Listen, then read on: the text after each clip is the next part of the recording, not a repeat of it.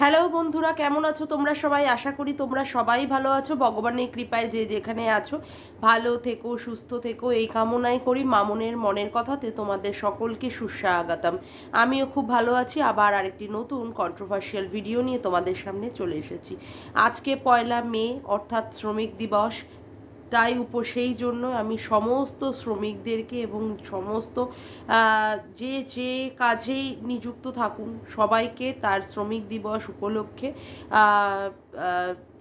জানাই, মানে কি বলবো, উইশ করি সবাইকে। এবং সবাই যাতে এইভাবেই কর্ম করে এগিয়ে যেতে পারে তার জন্য সবাইকে মানে অভিনন্দন জানাই। আচ্ছা,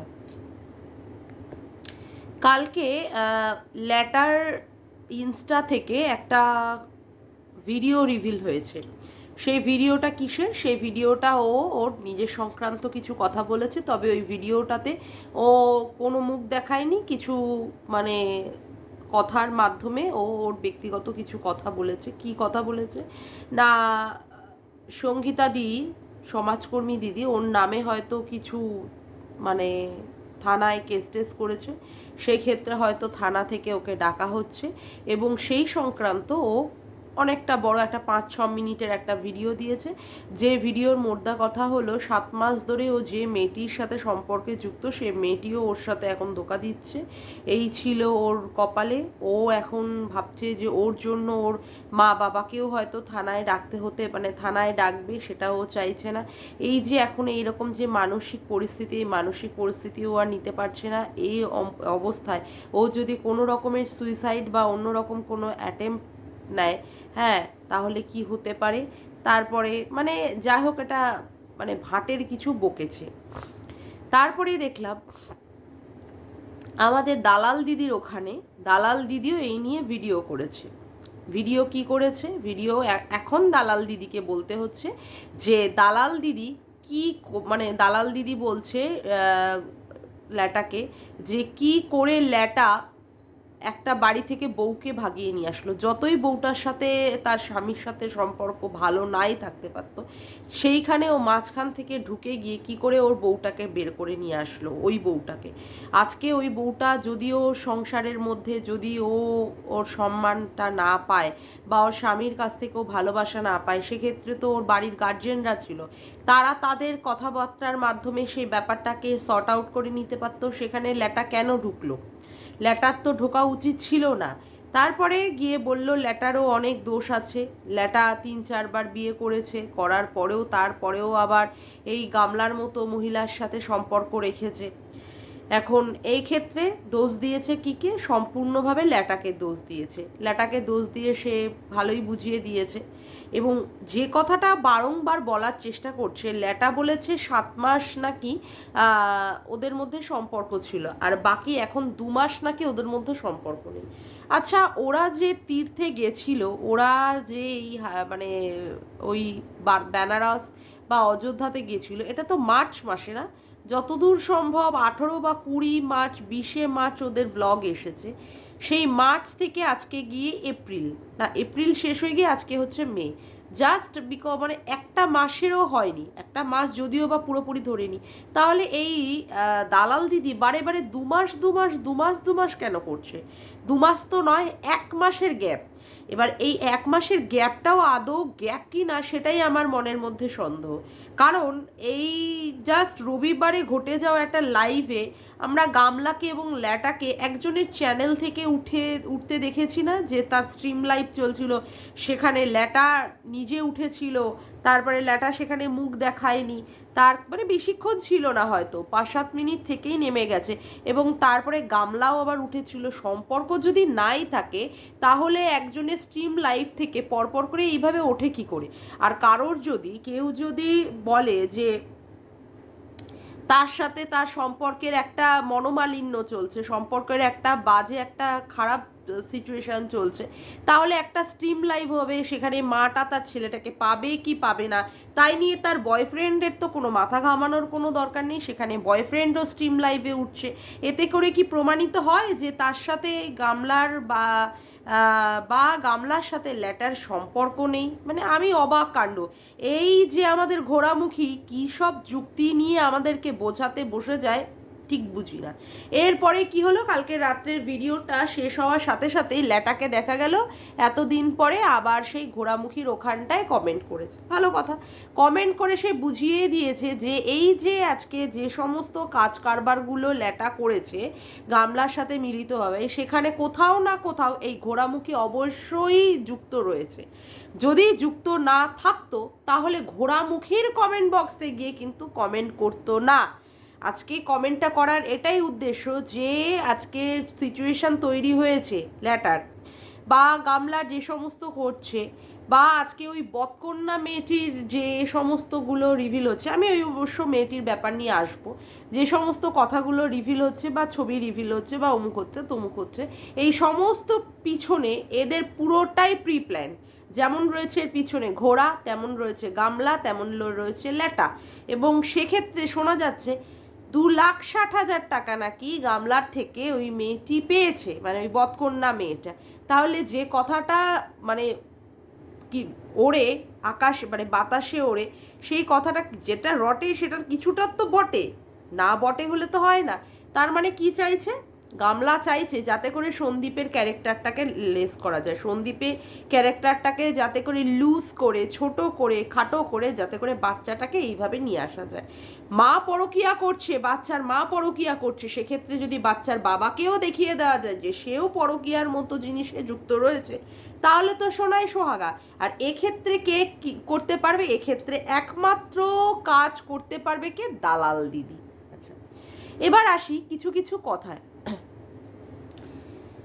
আজকে যখন দেখলাম আমরা সন্দীপের সাথে গামলার যখন এই সম্পর্কের মনোমালিন্য হলো, গামলা বেরিয়ে গেল, তখন প্রথম যে গামলা কমেন্টটা করলো কার ভিডিওতে, ঘোড়ামুখীর ভিডিওতে।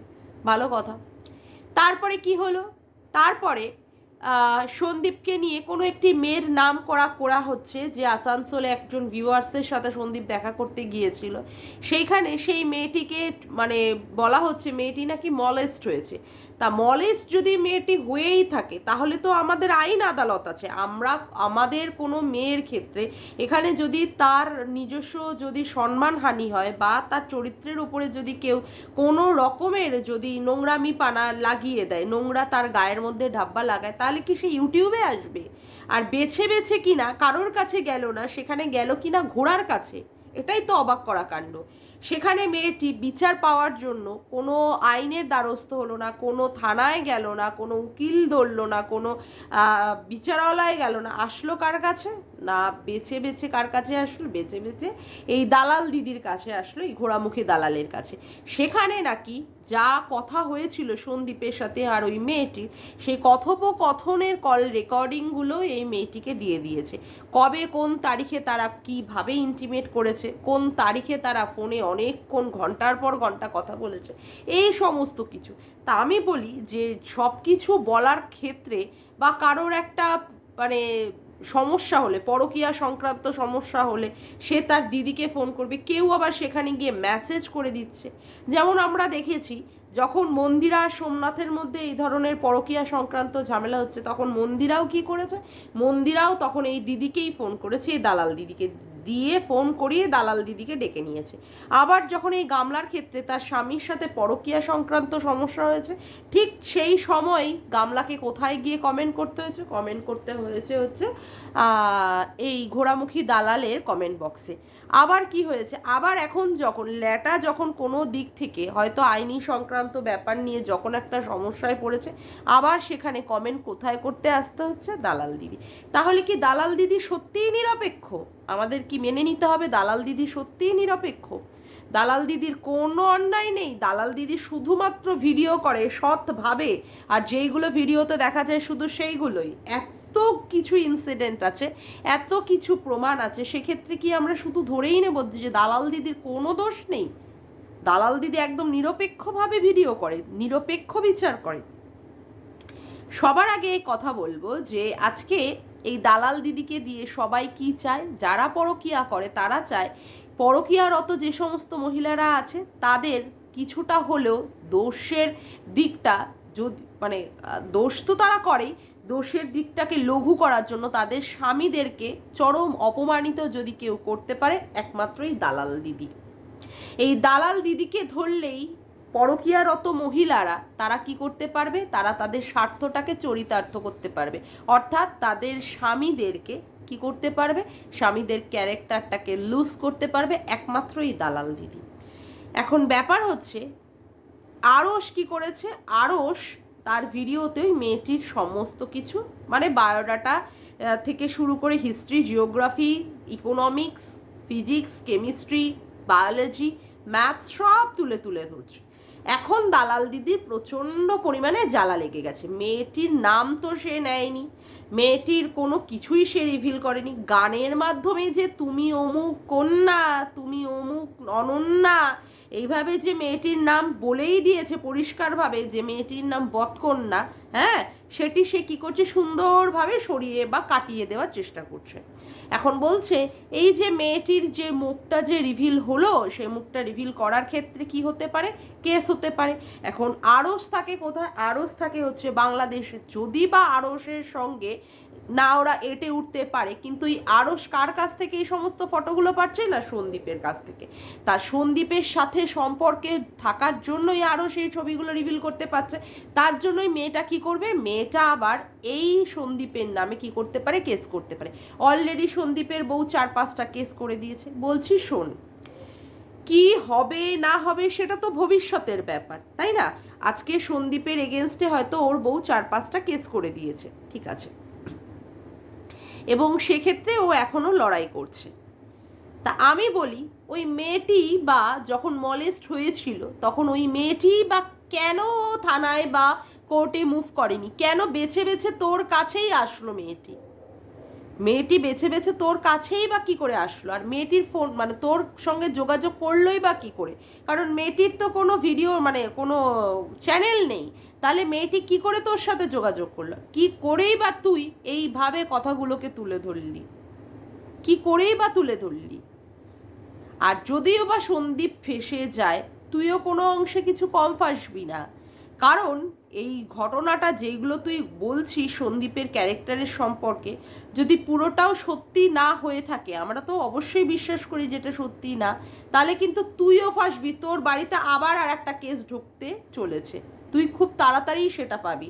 অলরেডি 2টো কেস কিন্তু তোর এগেনস্টে ঝুলছে। সন্দীপ একটা ছেলে, শোন, সোনার আংটি বাঁকা হলেও সেটা অনেক ভালো, ঠিক আছে, সোনার আংটি বাঁকা হলেও মানুষের সেই সোনার আংটিটাকে নিয়ে তাও কদর করে। তো ছেলেদের গায়ে এরকম অনেক কালি টালি লাগে, সেই নিয়ে কোনো তুই বেশি ভাবতে যাস না বা চিন্তা করতে যাস না। তুই একটা বাড়ির বউ, তুই একটা বাড়ির বউ হওয়ার পরও তুই একটি শিক্ষিত কি বলবো স্কুল টিচারের ছেলের বউ, সেক্ষেত্রে তোর বাড়িতে অলরেডি 2টো কেস পড়ে গেছে, তারপরে আবার কেস পড়তে পারে, তারপরে তুই আবার বড় বড় কথা বলতে বসেছিস, আরো কত কত কেস যে তোর এগেনস্টে পড়বে তুই শুধু দেখ। তুই যেভাবে ভিডিওগুলো করছিস এবং যেভাবে তুই মানুষদেরকে তাতাচ্ছিস যাতে করে সন্দীপের এগেনস্টে গিয়ে কথা বলতে, তোর কমেন্ট বক্সে লোকে সন্দীপের নাম করে করে কথা বলে, তুই সেখানে সেখানে লাভ রিয়াক্ট দিস, সেখানে সেখানে লাভ রিয়াক্ট দিস।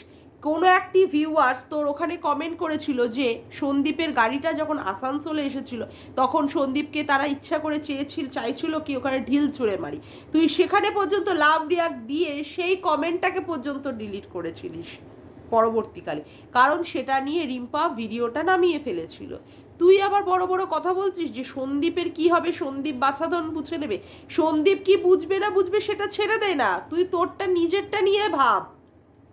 তুই তোর এখানে কেন এসে মানে ওই কি বলে ল্যাটাদীপ্ত কেন এসে তোর এখানে কমেন্ট বক্সে কমেন্ট করছে, যেখানে বোঝাই যাচ্ছে যে তোরা সবাই মিলে এটা একটা ষড়যন্ত্র করেছিলিস সন্দীপের এগেনস্টে, সেখানে ল্যাটা কেন এসে তোকে ধমকি চমকি দেখাচ্ছে কেন? তার মানে তুই এই দলে ছিলিস, তুই এই দলের মধ্যে থেকে ওদেরকে পরিচালনা করছিলিস।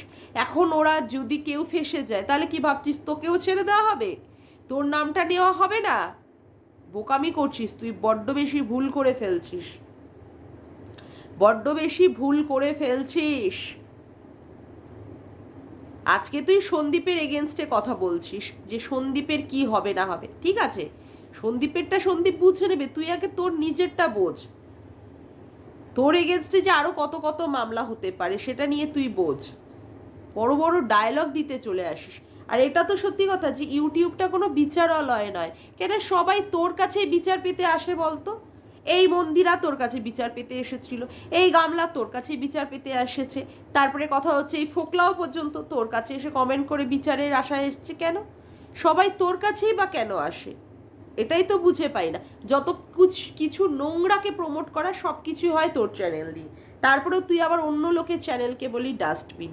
তোর মুখের ভাষা, তুই এক একজনকে যেভাবে মুখের ভাষা দিয়ে স্নান করিয়ে দিস, তারপরে আবার তুই কি বলিস তুই শুদ্ধভাবে ভিডিও করিস। ডাস্টবিনের চ্যানেল থেকে নাকি নোংরা নোংরা ভিডিও হয়, তোর চ্যানেল থেকে একদমই হয় না। তুই একটু ভালোভাবে ভেবে দেখ তোর চ্যানেল থেকে কি কি হয়।